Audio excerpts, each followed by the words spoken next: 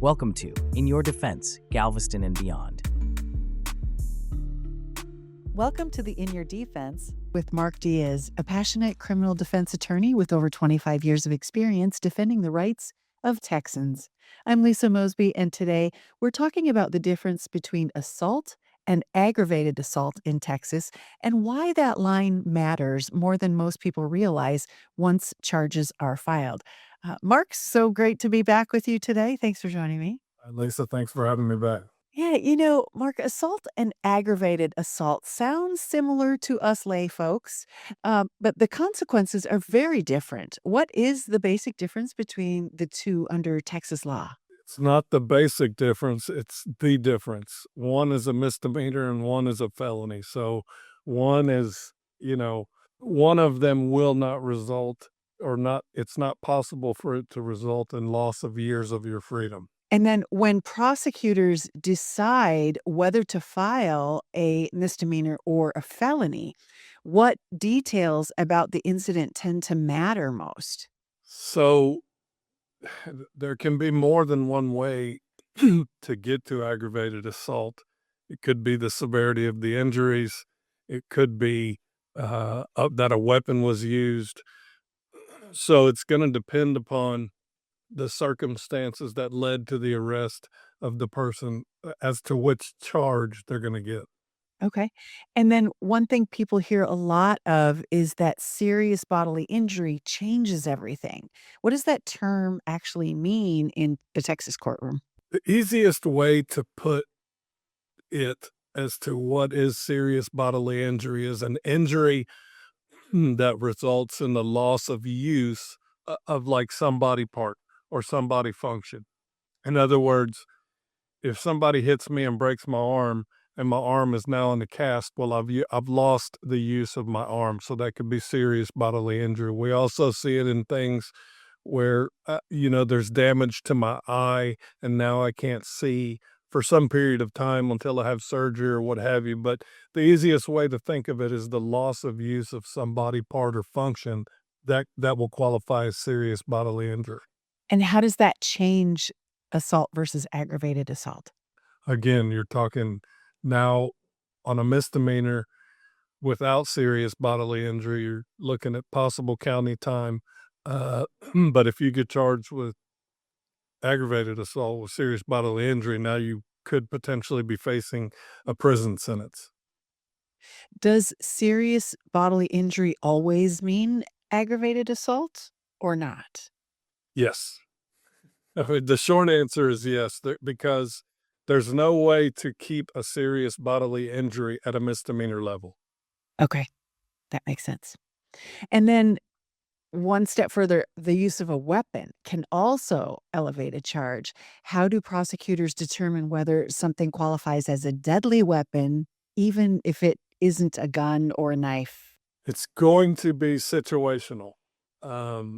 Literally almost anything can be considered a deadly weapon. I mean, a butter knife could be considered a deadly weapon. It just depends on the circumstances and the method or potential use that the person was going to use the weapon, right?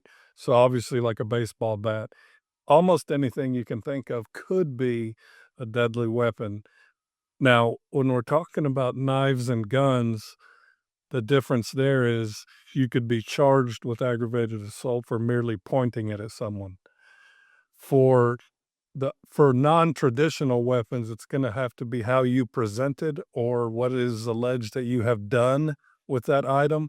But with an obvious weapon, guns, knives, pointing it and threatening can get you there. And so prosecutors determine whether it qualifies through the interview process and random accounts? Correct. So no, so it's going to depend upon the interview and the way it happened. I mean, we've seen screwdrivers used as deadly weapons, but it's situational, right? It's not that the guy had a screwdriver in his hand. It's that the guy tried to stab me with the screwdriver. It's going to be situational. So it's going to depend upon the initial report that the officers receive. Sure. What's the intention in the moment? I understand that. And then, Mark, in many cases, the initial report may not match what actually happened. How do early assumptions by officers or the way that the scene is described affect the type of assault charges someone faces? So that's going to depend upon each circumstance because the officers are going to get there. It could be a chaotic scene. People could be emotional, and due to their emotions, they could be misrepresenting some of the facts that happen. The officers will try to piece together what they can and make a decision to arrest or not. But they try to document as much as they can, even if that means taking pictures of broken furniture, things to show there was an argument. Then they're going to look for a person who has any wounds or visible marks that would indicate maybe they were received some type of injury from their assailant. Again, if they have that, they'll try to take photographs of any bruising, anything they can do to document and try and capture the scene is what they're going to try to do. And then self defense often comes up in assault cases. When you're reviewing a file, what details help clarify whether a self defense argument is the direction or if it might be something else? So it's going to depend upon, you have to try and put yourself into the client's position and see what made the client feel like at that moment they had no choice but to fight or do what they did, right? So what type of aggression was coming towards them that they thought they needed to defend against to have a self-defense claim? We do see it frequently. Another one that we see frequently that people don't often talk about is mutual combat. And that's when two men are in a bar, get into an argument and say, let's go out in the parking lot. And they both voluntarily go out in the parking lot. That's a defense. It's called mutual combat. And then sometimes both people involved have injuries, maybe in a mutual combat situation. They may have conflicting stories even. When the evidence isn't clear, what parts of the case become most important to examine? So if it's just conflicting stories, then it comes down to the credibility of the witness, right? How is the judge or the jury going to perceive this person's story versus this person's story? And so it is often the case that we'll end up in trial simply because they have two conflicting stories, and the judge or the jury, the trier of fact, is going to have to pick one side to believe. And then what about the injuries if both parties are injured? It's the same, right? Still stories? Okay. Right. It's still going to be, if it's self-defense, yes, I have an injury because if I'm saying he hit me first, but then I defended myself, so now he has injuries too, it's still going to be whose story is the most credible, what provoked the difficulty in the beginning. Where does the credibility of the witnesses come in validating either of those stories? Because if they both had friends who were watching, they're going to validate different sides of the stories. I know all of this, it depends. It's so muddy. How do you get clarity around all of this? Well, so oftentimes in assaultive type offenses, there's some other underlying theme or motive, right? In other words, is one party intoxicated? Is the party that was intoxicated the person who is being accused of assault, or is the person that was intoxicated the person who was assaulted, right?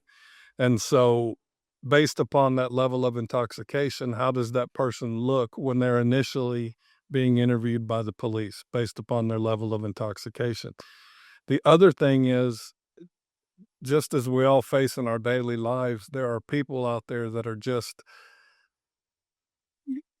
I guess you could call it eccentric, or they just have certain traits that make them seem a little odd that can affect people's credibility. So really, it's just how do they appear? How do they present? And not necessarily today, but how did they present at that time? Meaning, if there was intoxication involved or not. What was the underlying difficulty that got us here? Okay.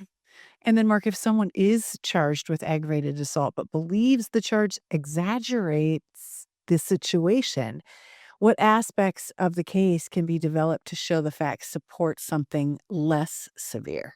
Well, it's like you touched upon earlier. Were there witnesses? What do the witnesses for either side say? If all the witnesses have conflicting stories, that creates another credibility issue, right? Whose story seems more plausible? And then, depending upon where this happened, right? If it happened in someone's house, we usually don't have video. If it happened in a public parking lot, we might. Um, Video is becoming so common these days that people capture things on their home video camera system that they didn't even know happened because it happened in the middle of the night. So we have to look at everything and then try to figure out where could we find more evidence? Where could we build our client's story? Okay.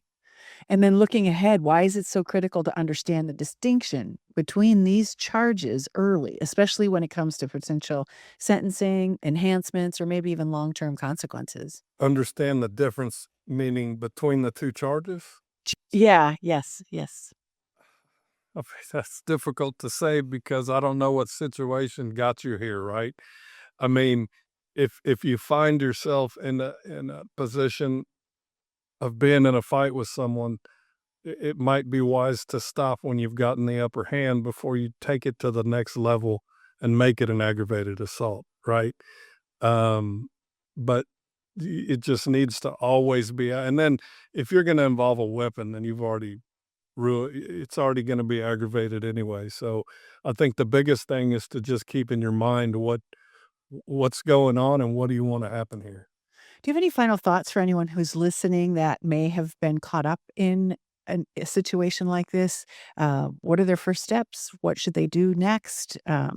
Should they come in for a consult? We literally get hired on assault and aggravated assault cases all the time, um, on a very regular basis. And so the first thing is to come in and tell me your side of the story, right? And then once I have access to the evidence and if there's any body cams and whatnot, I look at it first. And then once I have a good understanding of it, then I want you to come in and we'll look at it together so we can discuss different things that I see versus things you may see that I didn't take into consideration. And then once we've gone all through the evidence, we can develop how to proceed forward.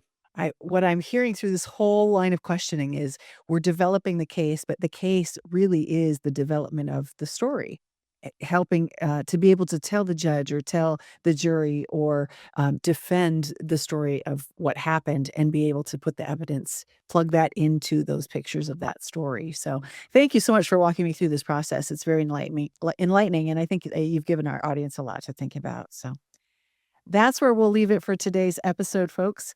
Thank you so much for joining us for Defense on the Coast. To learn more or get help with an assault charge in Galveston, Chambers, or Harris County, visit texascriminaljustice.com. And please subscribe to the show, and share this episode if you know someone who might be in need of it today. And we'll see you next time. Thank you. Thanks for watching. Be sure to hit that like and subscribe button and leave us a review in the comments.